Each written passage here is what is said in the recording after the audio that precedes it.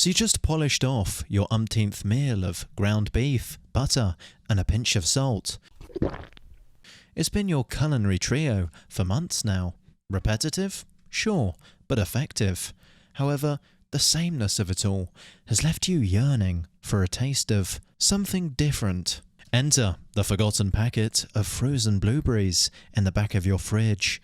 Those little spheres of forbidden sweetness seem to whisper your very name. After relentless days of savouring nothing but the savoury, the promise of something cold, sweet, and tantalisingly fruity is irresistible. I've been on this carnivore diet for what feels like eternity, you muse, rationalising the impending detour.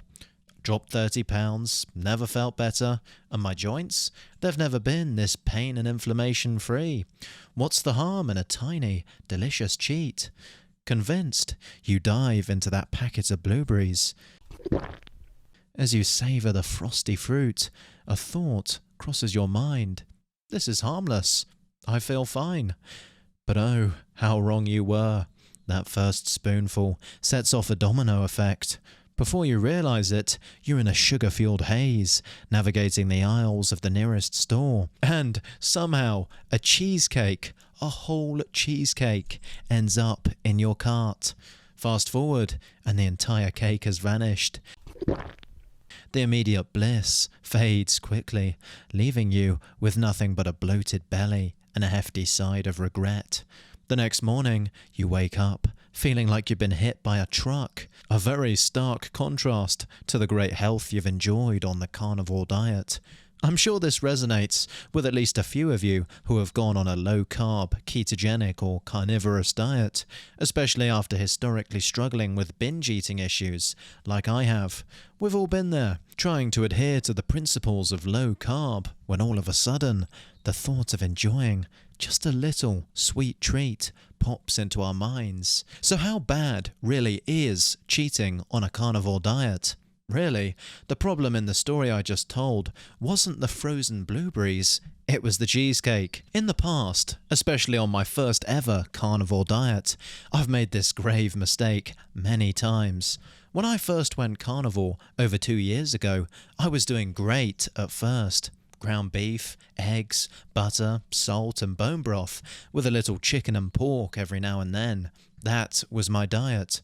But after about 2 weeks, I started to really crave frozen blueberries. And I thought to myself, well, historically, if our ancestors found a bush of fruit they know to be safe, they'd eat the whole thing, surely. And so, after planting this delusion into my own brain to cope with the fact that I'd lost discipline, I grabbed an entire packet of frozen blueberries and ate the whole thing. And then, before I knew what I was doing, I'd watched a few Paul Saladino videos and also consumed an entire pot of honey. And then, I felt like shit. So, can you actually cheat on the carnivore diet or not? Well, yes and no. It depends. If you are going to cheat on the carnivore diet, what I did is exactly what you should not do. If you started this diet due to autoimmune issues, diabetes, or any other health complications that basically forced you onto this way of eating, my advice is don't ever cheat. Never cheat. You will feel like absolute shit. And what's even worse is after cutting out whatever foods or toxins or inflammatory things were causing your issues in the first place, your tolerance to them will have dropped off a cliff. The longer you abstain from them, the worse it gets. So suddenly cheating could give you some serious problems. And if you're new to this diet, and I'd define that as someone who's been carnivore or ketogenic for less than 1 month, don't even think about cheating. Look, I get it. Switching diets is hard, and often the initial struggle with carnivore or keto diets cause many to want to give up completely.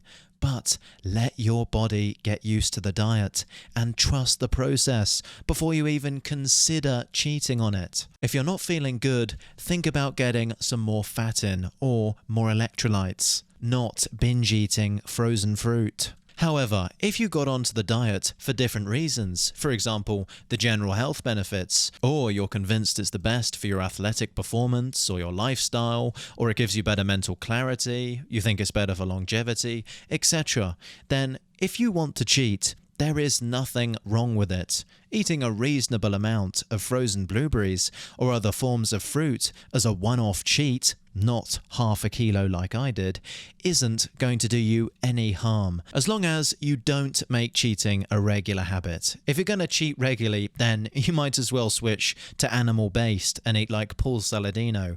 If you're going to cheat on this diet, as a general rule, do it once or twice a month maximum, and never cheat by eating ultra-processed food.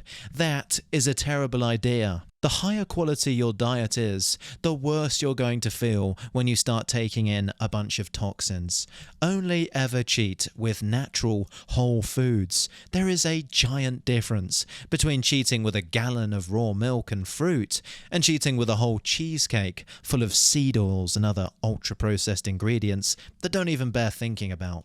And in anticipation to one burning question that I know someone is going to ask after hearing all of this, will it kick me out of ketosis? Yes, it probably will.